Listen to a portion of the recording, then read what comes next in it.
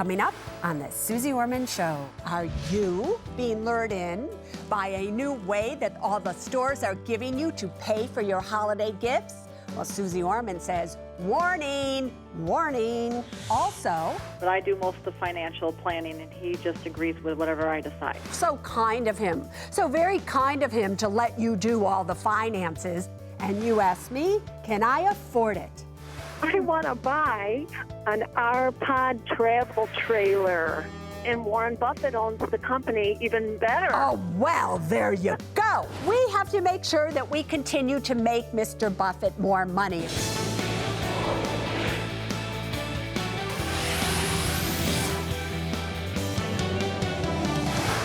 Hi, everybody. I'm Suze Orman, and you are watching the Suze Orman Show.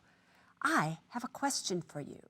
Are you being tempted by the layaway lure? What am I talking about? Well, listen up. Lately, a new trend from an old trend has actually re-emerged, where you literally go to buy something and you put a little bit money down, you pay it every week or pay every month, and you lay it away, so to speak, and then after you've paid it off, you get to take the item home. Now, many of you are thinking, that's a good deal. I should look into that. That will keep me from getting into credit card debt. That will keep me from putting something on my credit card and paying a high interest rate on it. And that way I can buy what I want, but I can pay cash, and I bet Suze Orman would approve me for that. Well, guess what? Chances are Suze Orman would deny you, in many cases, from doing that, and here's why. In many stores, maybe not all of them, but many of them, you need to check the terms that the layaway really puts down for you. Sometimes when you put something on layaway, these stores today are saying to you the following. All right, you have to put down some money to put it away. You also have to pay them a one-time fee of either $5 or $10. Now, that may seem like a little bit of money to you, but what if you're only buying something for $50? And they're asking you to put some money down plus a $10 fee to do so. $10 of $50, the item that you're purchasing and putting on layaway, is 20% of the item that you're buying. That makes absolutely no sense, people. That is a big fee. So the bottom line here is, when you are going to take advantage of this new trend that has come back, layaway, you have got to find out, what is the fee? What is the term? Are there hidden charges? And you have to do the calculation right then and there if it is worth it for you to pay that high of percentage of what you're buying. Now, obviously, if you're buying a big thing, let's say you're putting $1,000 away on layaway, you bought some, who knows what it is for $1,000, then that $5 or $10 fee won't matter so much. But do the math before you put money away on layaway.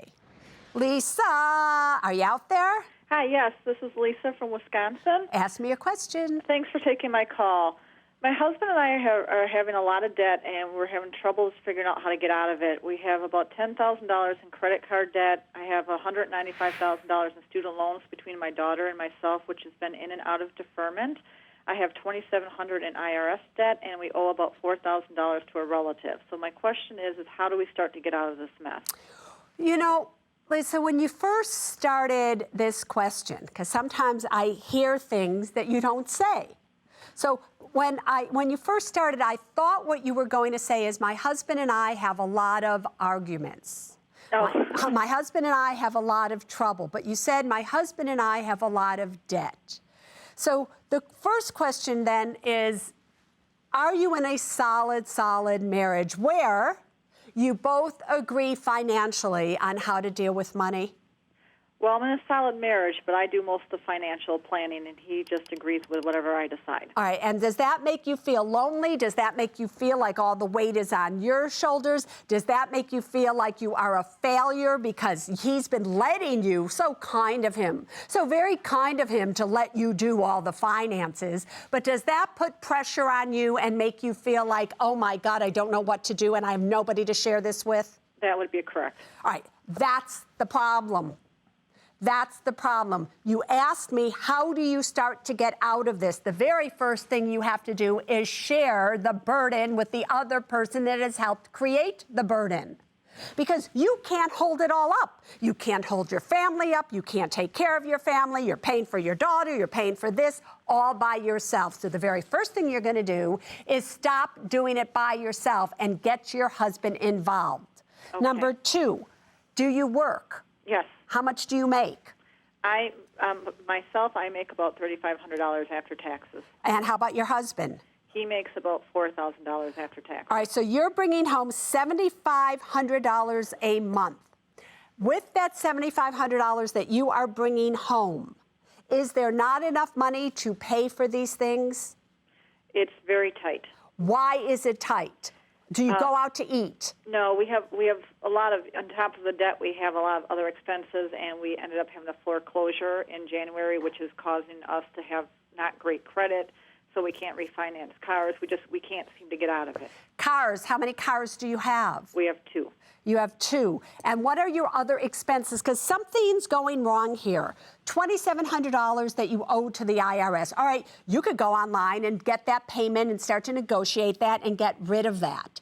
$4,000 that you're paying to relatives. $10,000 in credit card debt. I'm not worried about the $195,000 student loan between you and your daughter, but it's in and out of deferment. Something is going wrong where you are spending more than you should be. Your expenses are out of line in comparison to that you are bringing home $7,500 a month. That is your take-home, girlfriend. That is a lot of money. So the solution here is not necessarily to make more money. Stop spending. You are spending somewhere that it is draining you. You have to figure out, where is that? Let's go to Evan, boyfriend. What's up? Hey, girlfriend. Thanks for taking my call. Anytime. I got a question for you. My girlfriend and I are looking to purchase our first home in New Jersey for around $150,000, and I only have enough for a 10% down payment. Now, I talked to my grandmother, and my grandmother is so nice that she actually wants to give me the other $20,000 so I could obtain the best mortgage and put 20% down on my house, because I know how important that is. Yeah. So I want to know, do I have to worry about claiming any of this money on my taxes? I know there's some kind of a gift tax, but I'm not really sure. So, Evan, I have a question. Before I answer about Granny, because that's an easy answer, you're buying a house with your girlfriend. Is the loan, mortgage, is the deed going to be in her name as well? No, everything is going to be in my name to begin with. All right, so everything is just in your name. That's what I wanted to hear. Is this girlfriend going to probably be your wife? Yes, she probably will be my wife. All right, so we'll see what happens there. When are you going to be buying this house? Within the next maybe 3 months or so. 3 months or so. So here's what I would do. How much is Granny going to be giving you?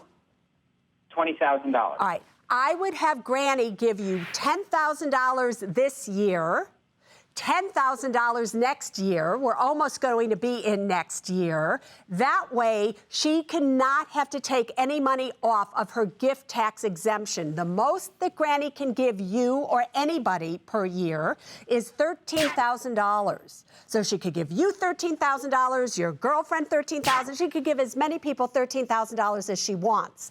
Once she goes above $13,000 to one person, that comes off of her gift exemption, her estate exemption, and we don't want her to do that necessarily. So I would have her give you $10,000 this year, $10,000 next year. You've gotten your $20,000. It doesn't affect her. And anytime somebody gives you money, it doesn't affect you at all. You do not have to pay income taxes on it, anything. It only affects the person who's giving it to you. Let's go to Andrea in Nebraska. Go for it. Good evening, Susie. My question is, a few of my coworkers and I had our credit card numbers stolen by someone we knew.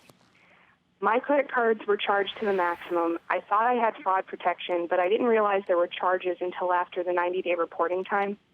I went and filed a police report, and the police basically told me I could go after this person civilly, but it wasn't a priority crime to charge him criminally.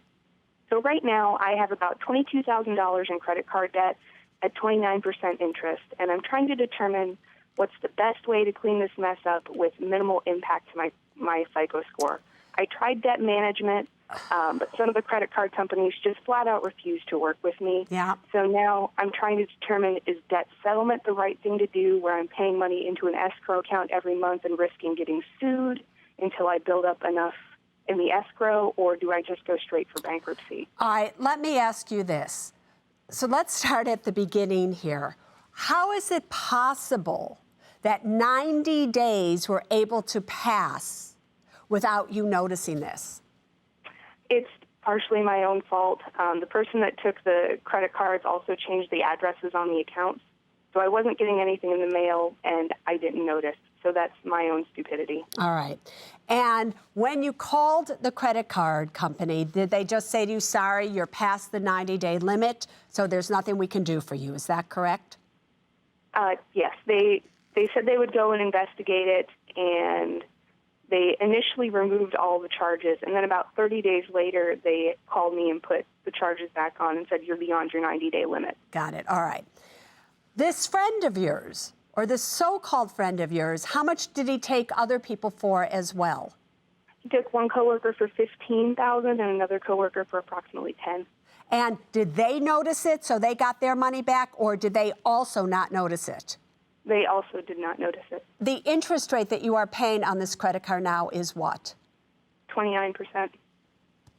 And do you have any money in savings? Do you own a home? Do you have a car? Do you have anything to your name? No. All right, I would claim bankruptcy. Because Okay. it's going to, either way, it is going to hurt your FICO score. If you do a settlement where you don't have the money to pay this, because you probably don't have the money to pay it, and you don't know what to do, I would then use the laws of the state to be able to say, you know what? I have to get rid of this, because either way, your FICO score is going to go down if you do debt settlement. So given that this happened to you, I am so sorry this happened to you. The lesson here is you better know which bills need to come in, and if a day comes that your bill doesn't show up, just don't think, oh, good, or not notice it. You all need, everybody watching this tonight, you need to notice when bills aren't there. That is why I always want you to check your credit reports, do these types of things. But girlfriend, you live, you learn. If I were you at this point in my life and I didn't have anything, can't pay this, I don't know what to do, I would claim bankruptcy. 3 people, everybody, this man took, and the police don't feel that they should go after him. I just have to say this. This is what makes it so sad, because it's not just these 3 people. The reason he's able to get away with this is he knows his friends do not check their statements. They don't pay attention, and that's who he targets, and that's why he can get away with everything. So you better learn from these other people's mistakes. If I were the police, I sure would go after him. I just might try to figure out how I can do that on my own. How much did he owe to the IRS? I would say a couple $100,000. Your boyfriend did the #1 thing that as an accountant that you know was the wrong thing, yet you chose to overlook that. And later, when wanting something, ask me, can I afford it? I would like to buy a Prada hobo bag for my birthday coming up. Really? Yeah, I think I deserve it. Oh, God, I could do a whole show on you. A whole show on you.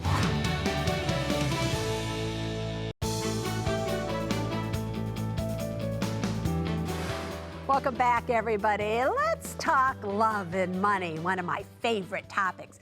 So here's what I want to know. How much does your honey's money matter when you're not married or living with them? You have to ask. Because tonight I am one-on-one with Elaine. She's coming to us from Indianapolis.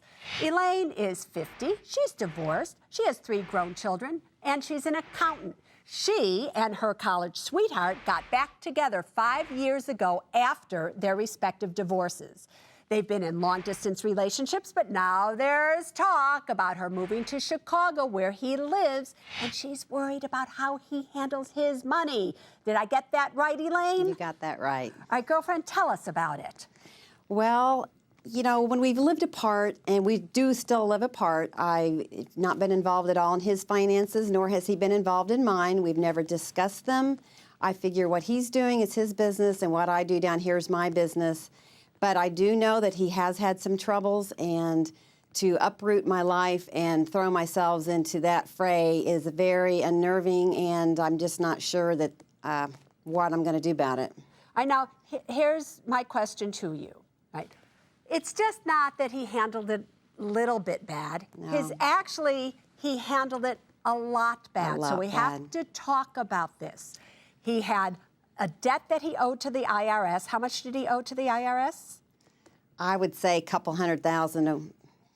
So he owed a couple $100,000 to the IRS. Yes. He currently owes $200,000 on a mortgage that he already sold the house on, but he still owes that $200,000. Correct. He owes $150,000 in credit card debt. Correct. He took out $300,000 from his 401k plan, and you have no idea what he did with that money, correct?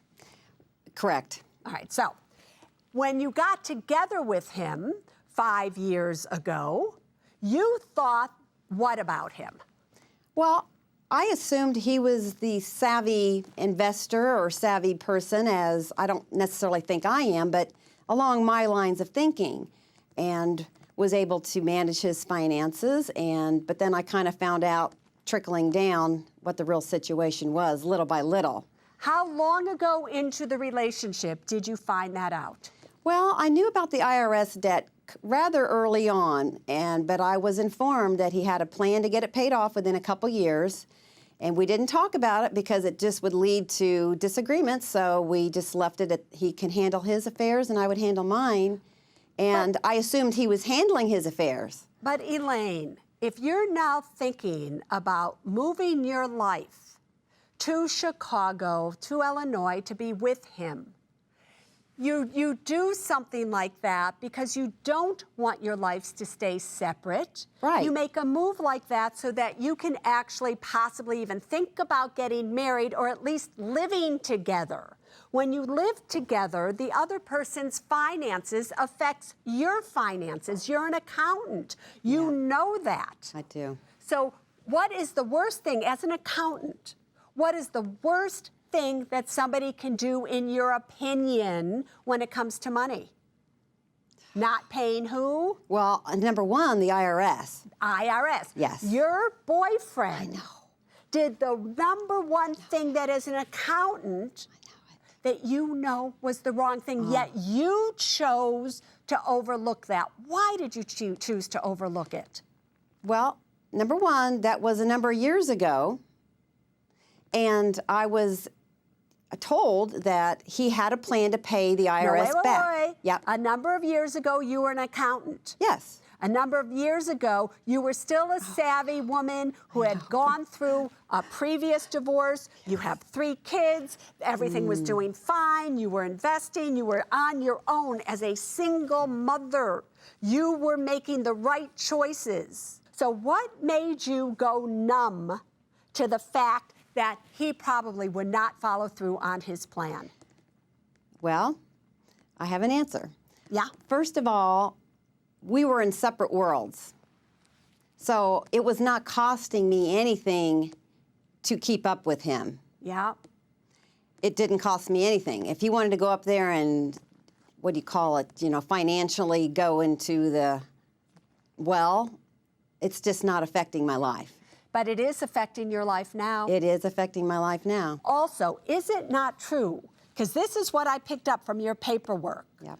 quoting you, he said to you, when you are with me, you don't have to worry about money. I'll take care of everything. That's what he said to you, correct? That's what he said to me. And a woman who takes care of everybody, really deep down inside, wants somebody to take care of them just once in their life. Oh, yeah, definitely. So here's my question to you. Yeah.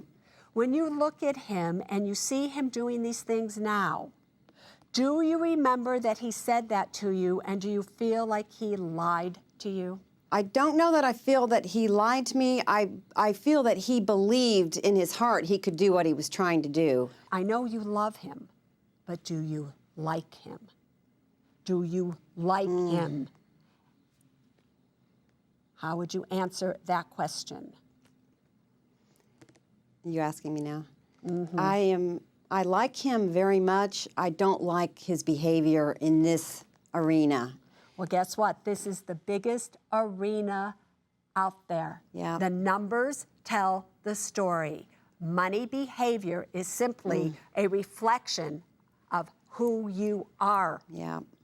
Who he is not somebody that sits well with Miss Accountant here. You better pay attention to that. You can be friends. Yep. Don't be lovers. Up next, you can't afford to miss. Can I afford it? I want to get the Happiest Day You Drove figurine. I've always loved them. My mom and grandmother had them when I was growing up. You better have the money. Also, I'm looking to upgrade the car audio in my 22-year-old car.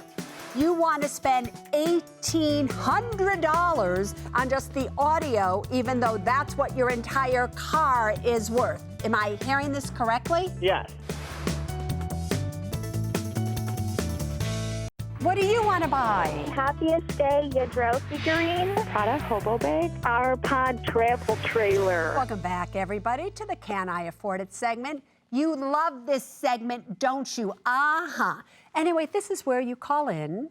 You tell me what it is you want to buy. I ask you a few questions, and I either approve or deny you. Got that? Let's start with Chris. What do you want to buy?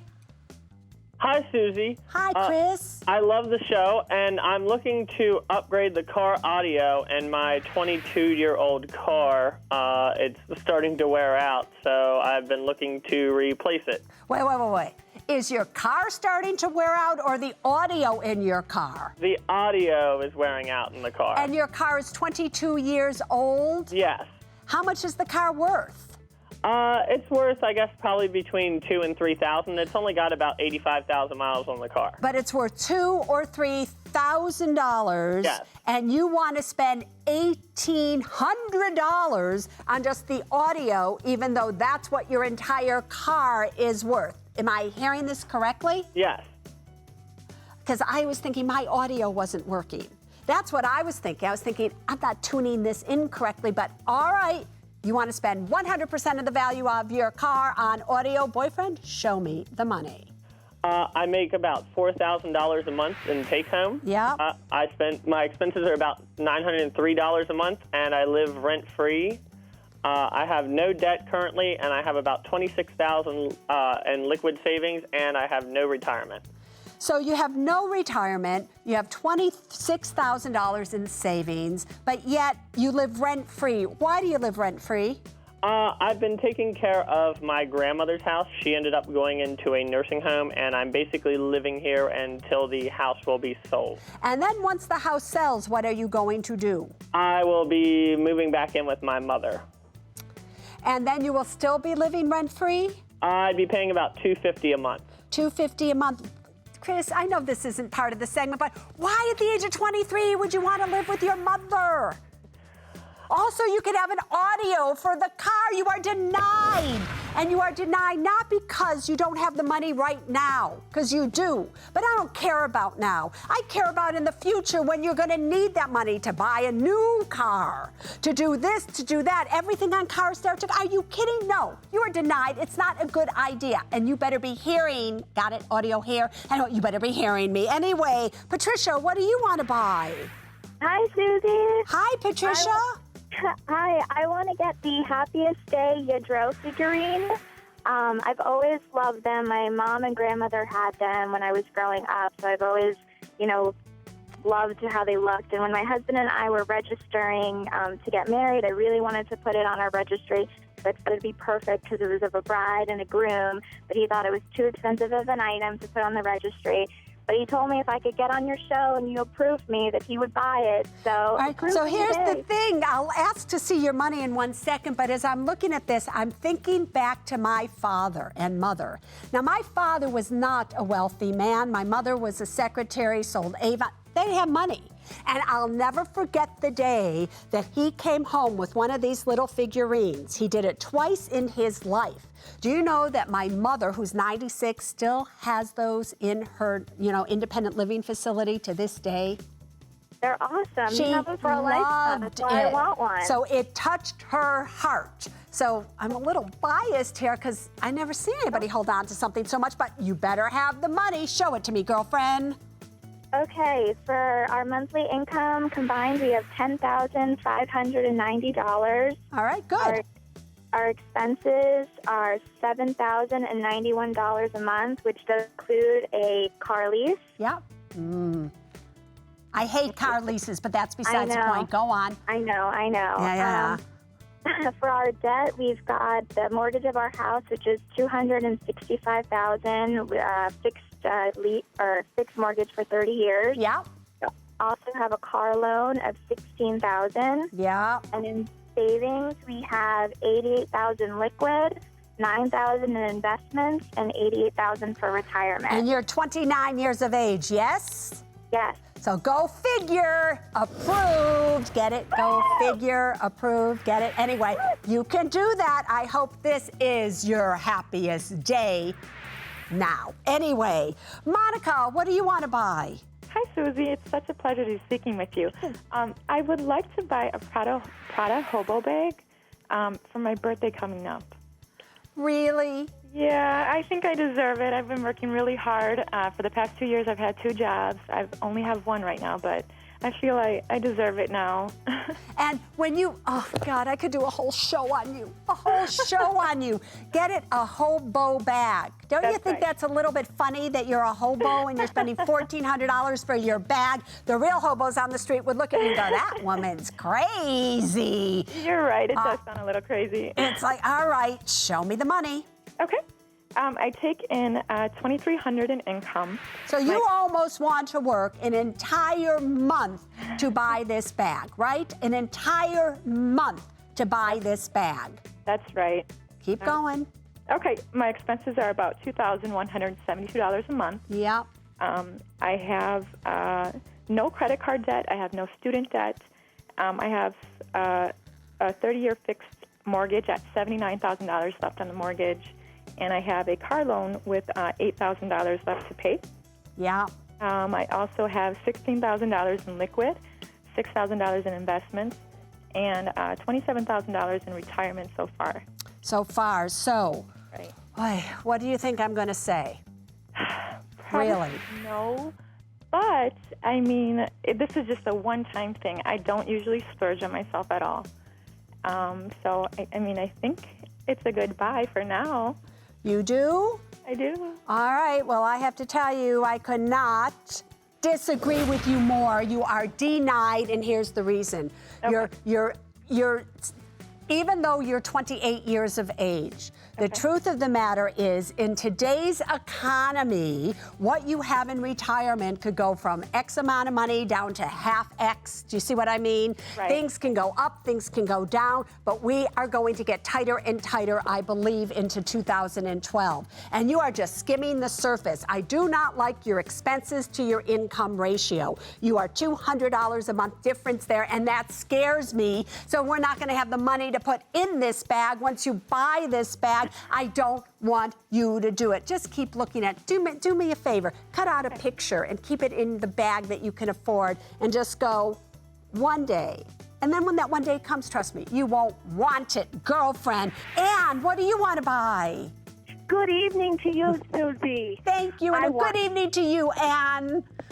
I want to buy an R-Pod travel trailer.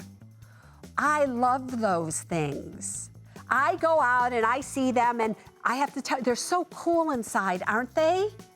I love it. I absolutely love it. And Warren Buffett owns the company, even better. Oh, well, there you go.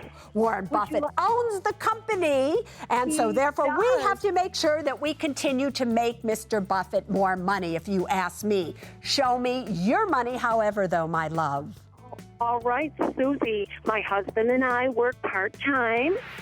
We have a combined monthly income of $5,079. Yeah. Our expenses per month are $2,635. We're doing pretty good so far.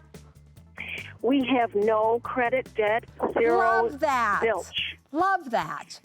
Our debt is only $19,000 on our condo with a 15-year fixed mortgage at 5%. Yeah.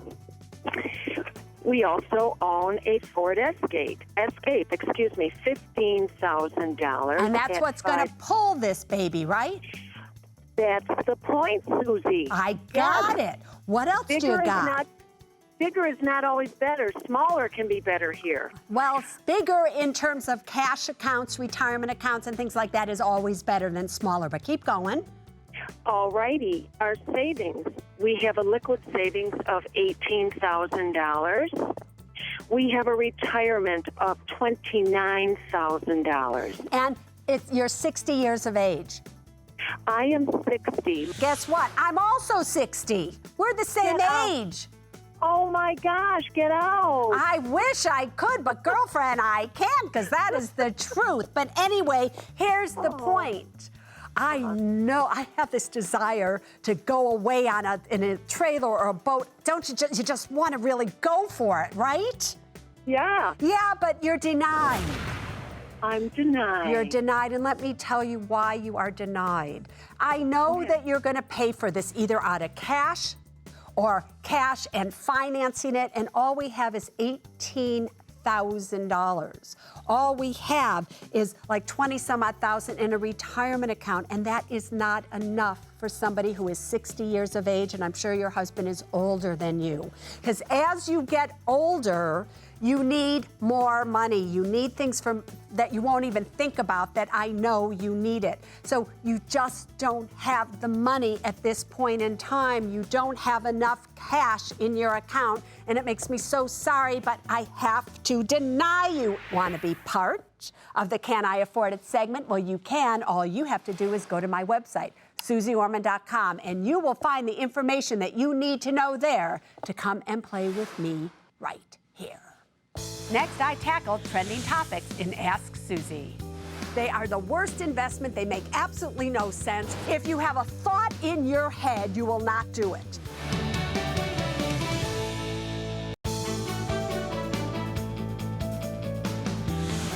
Welcome back, everybody. We have moved into the control room here at CNBC headquarters.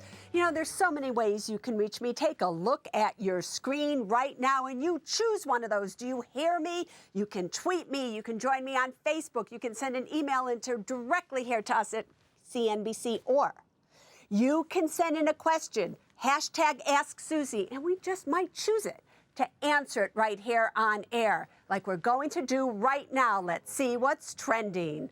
All right, now, this is either from I Am Mick Fresh or I Am MC Fresh. We don't know what your name is, but what can we tell you? This is your question, however. Is it good or bad to pay off a collection account that's already on your credit report?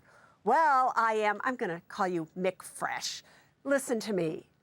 If you owe money, you should pay the money that you owe. If your question is it going to help you on your FICO score, I'm here to tell you it will not.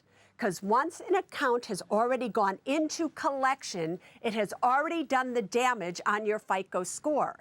If you pay that off, you will not see an increase in your FICO score, but you might see an increase in your own self-worth score. Since you owe it, you should pay it. Let's see what else we have. All right, we have from, let's see it.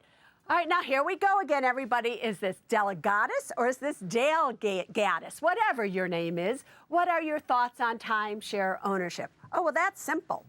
If you have a thought in your head, you will not do it. Honest to God, they are the worst investment. They make absolutely no sense. Once you have purchased them, you cannot sell them. You are not, do you hear me? You are not to ever do a time ownership. Such a waste of money, a timeshare ownership. All right, let's go to the webcam right now and see who we have. We have Susie coming to us from California. What do you need to know, Susie? Hi, Susie. Hi, Susie. I've been looking into the peer-to-peer lending sites in ways to invest in local community businesses Yes. rather than keeping my money in the ups and downs of the markets. And I'd love to hear your thoughts about that. I love those sites. Since the banks aren't lending to normal people anymore, since there are good concepts out there that deserve to be funded, there's nice returns if the idea works. I think it's a great way to go if, listen to me closely now, Susie, if and only if you can afford to lose that money. Because when you lend money, you should change that to I am gifting the person money, because maybe you get it back, maybe you don't get it back. How much were you thinking about putting into it?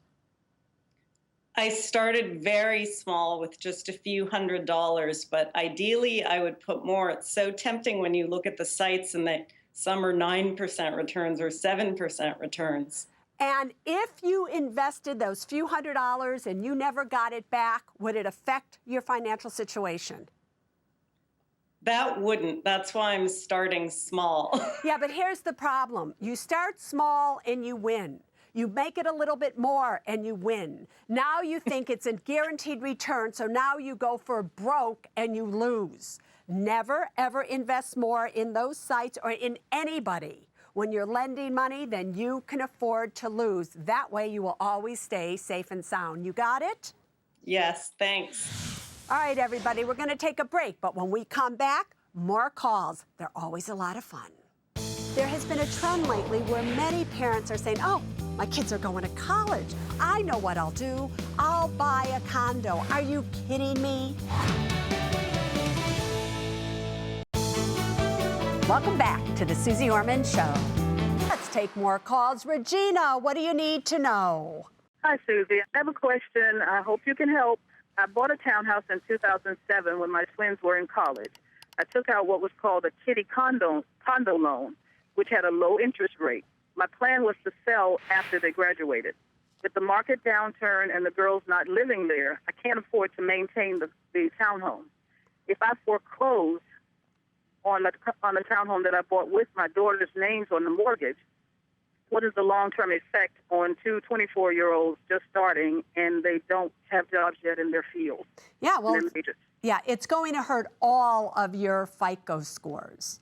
Like what if you had simply financed this and had their names on the deed but not the mortgage, they would have been okay. But because their names are on the mortgage, all of you are going to be dinged on your FICO score. Is there any way around that? Nope, there is not. You know, everybody, before we go on to the next call, I just want to say something to all of you. There is nothing that frustrates me more than one of you calls in, asks me a question, and there is nothing that I can do for you. There is no solution other than saying to you, sorry, you got yourself in this situation. There is no way to get you out of it. The problem here that you just heard from Regina is that there has been a trend lately where many parents are saying, oh, my kids are going to college. Oh, they have to pay rent. They have to live in a dorm. I know what I'll do. I'll buy a condo. I'll buy a little home. I'll buy an apartment. And it will be an investment. I'll let my kids live in it. They'll do whatever. And I'm saving all this money. And when they've graduated 4 years, 6 years, whatever it is from now, I'll sell it. And it will be as if my kids didn't pay 1 penny to live. Are you kidding me? Not in today's reality. If you're thinking of doing that, okay, but not to sell someplace in 4 or 5 years from now. If you're buying a piece of real estate, rule of thumb is you better be keeping that piece of real estate for at least 5, 7, 10 years. The longer, the better, because we don't know what's going to happen with the real estate market. Anything can go wrong with that piece of property. Don't try to get out of paying rent or dorm fees by buying a house now unless you seriously can afford it. Do you hear me? Let's go to Tori in Kentucky. Tori, do you ever go to the Kentucky Derby? No, I have never been. I plan to and never go. I'm going next year, girlfriend, with my little bonnet on, the whole thing. Ask me your question. Okay, my question is, my son purchased a condo in April of 2009, and his grandfather and father would like to see him take his savings, which he has $103,000, and pay down the $90,000 towards the condo. He doesn't want to do that. He feels comfortable with the money in the bank, but he would also like to know how to invest that money if you think he should not pay on the condo. Yeah, what's the interest rate on his condo? I'm sorry, it's 4.875. All right, and obviously he probably put 20% down. Things are going well. How old is he? He's 30. Does he plan to stay in this condo for the rest of his life? No, he does not. No, then you tell him he's doing it right, not to listen to his father and grandfather or whatever, and it just doesn't make any sense. Just leave him alone. The boy is doing fine, and everybody stay out of his business. Up next, one more thing that I want you to know. How many times have I said to you, when you have this little voice in your stomach that speaks to you, it is not a little voice, it is a big voice.